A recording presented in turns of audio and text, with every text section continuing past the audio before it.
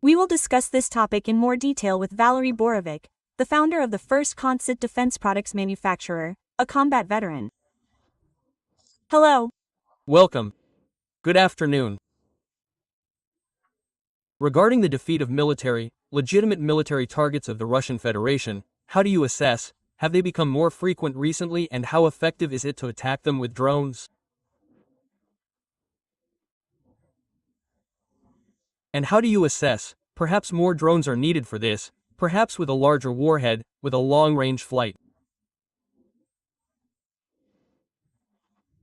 What is needed for such attacks to be frequent, and, of course, more effective?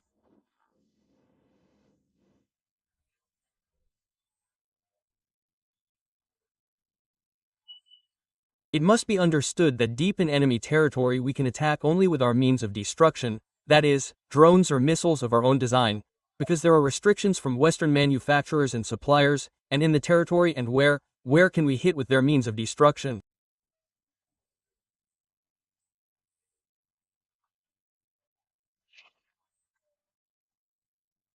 Not from all, but from some there are these limitations on the range, and therefore, and plus, they do not transfer to us, missiles with a deep range, which we can use to destroy such objects.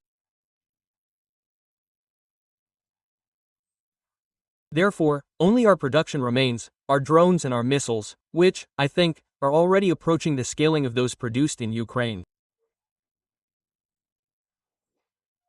As for how it is more effective, well, you can't cheat physics. That is, the larger the warhead, the shorter the range of destruction, that is, the flight range. Given that the same side there, let's say, yes, that's how we use our sides. That is, there are close targets, which you can, put a larger warhead there, or distant targets, where you can put a smaller warhead, but you fly to a greater distance.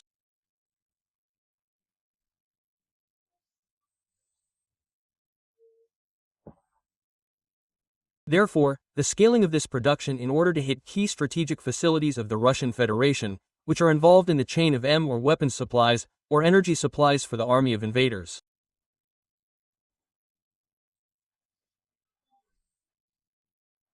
This is very important. And the more drones there are, the less will be the ability of air defense to shoot down these drones. Especially if they are constantly upgraded, constantly changing their technical parameters for improvement, or there will be fundamentally new capabilities for striking enemy points. Valeriy, tell me, if we are now talking about the increased frequency and scaling of, yes, the same air attacks on Ukrainian cities, in particular, yes, and many of our colleagues, yes, and many of our friends and relatives survived these shellings, yes, in the same capital of Ukraine, in the city of Kyiv, respectively, where here, yes, so to look for an answer to really counteract, well, the same shaheeds, yes, we remember that in general there were 550 air targets in the air of Ukraine then, that night. How many of them were there? About 540. These were unmanned aerial vehicles. Here we need to not only look for, but also apply complex solutions.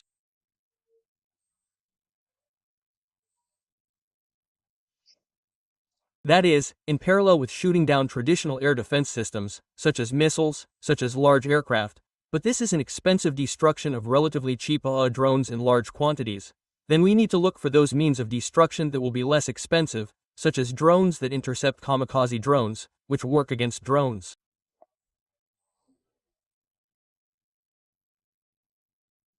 Kamikazes, sorry for the tautology, but that's how it is. That is, you have a cheaper drone, because it does not fly such a long distance, it does not need such a configuration as a long-range drone, and, accordingly, it is cheaper. It is clear that there in the middle electronics may be expensive, but it is scalable, it decreases the price. Therefore, such drones are very effective, they have proven themselves very seriously. They showed when you bring it to the target with your hands.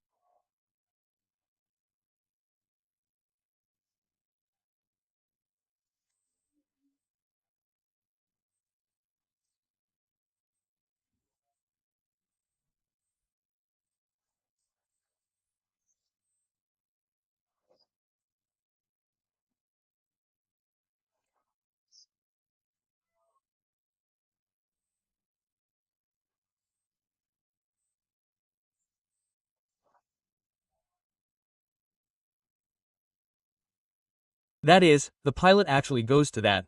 These are laser weapons, which are even cheaper, because the beam of light is actually concentrated. It can burn electronics or not burn, but make some adjustments to its flights.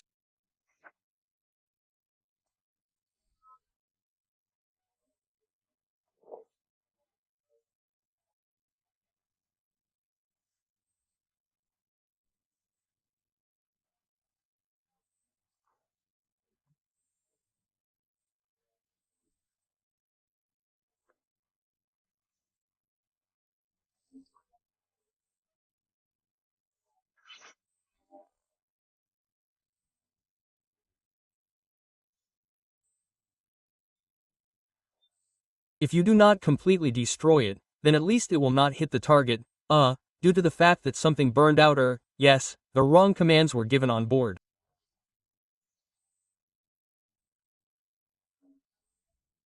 And also electromagnetic weapons, which now do not work very effectively at large distances, only somewhere around 500 meters plus or minus, that is, it needs to work 1,000–2,000 meters.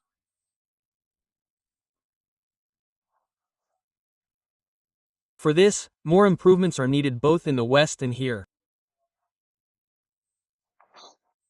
And therefore, this is also the development of cheap missiles, such as, for example, Thales missiles, which their Belgian departments produce. They need to be equipped with detection systems, targeting,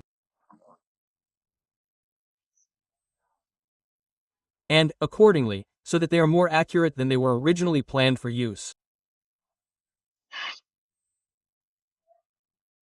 Well, and do not discard typical means of destruction, such as machine guns, which are effective up to 2,000 to 2,000 meters, because the enemy does not always fly at altitudes of 2 pkm.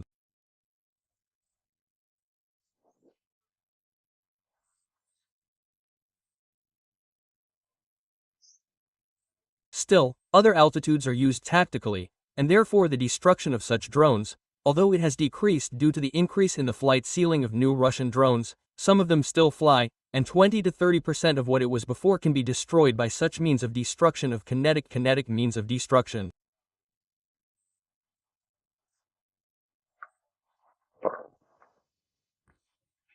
Well, and here's another thing regarding the long-range capabilities of Ukraine. They are what helped bring the end of the war closer. This was stated by the President of Ukraine Volodymyr Zelensky, and he noted the long-range work of Ukraine in certain areas of Russia. Let's hear it. That from Russian long-range strikes and our long-range work. I am grateful to each of our Ukrainian soldiers for their accuracy and for the ability to reach even very remote areas in Russia. The joint work of the armed forces of Ukraine, the security service of Ukraine, our intelligence services, everything that adds long-range capabilities to Ukraine, helps us bring the end of this war closer. That is, if earlier, Valerie, we discussed how much, and how profitable, quickly and possibly, it is to curtail certain production in the rear of the Russian Federation, which is far from Ukraine, and therefore they moved everything there further away. As far as they can do it in principle. Well, now it turns out that there is absolutely no point in moving any production. The main thing is to find where they are, and then the work of intelligence turns out to be. What else can be said about the long-range capabilities of Ukraine? Look, this is one of the components in general for the destruction of production facilities, warehouses, launch pads of the enemy. Because it can be carried out not often enough, because it is difficult. Such operations as a web to destroy some key enemy capacities, either airfields or production sites. That is, this is already a new type of war on enemy territory.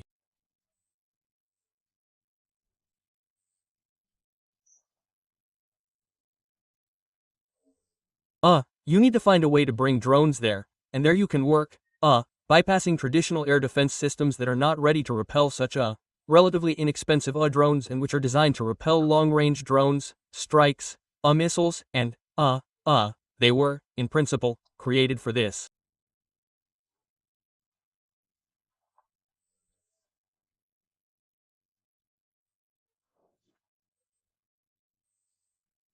It is clear that such operations cannot be carried out constantly, but like our company, it means that we can make such drones for special operations and we produce them, and they have proven their effectiveness. Therefore, this component should not be brushed aside, but should be kept on the table for the implementation of such goals of destruction. Enemy production capacities, its long-range aviation, its launch pads and warehouses.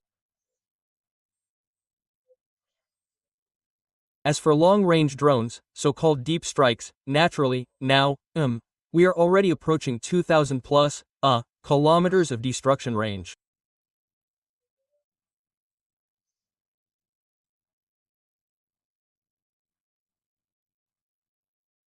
It is clear that this is not a panacea, because the enemy's air defense systems, they will also work and develop, but when scaling this kind of strike power, scaling air defense will never keep up, because these drones are relatively cheap compared to air defense systems, they, cause serious damage.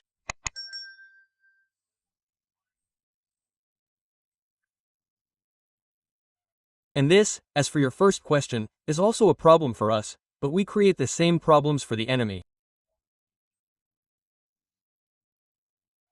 This is a war, we are somewhere going nose to nose, somewhere we are ahead in some operations or in some technical solutions, somewhere they are ahead, somewhere we are taking from the enemy or they are developing technical solutions from us. This is a long-distance race that we must win.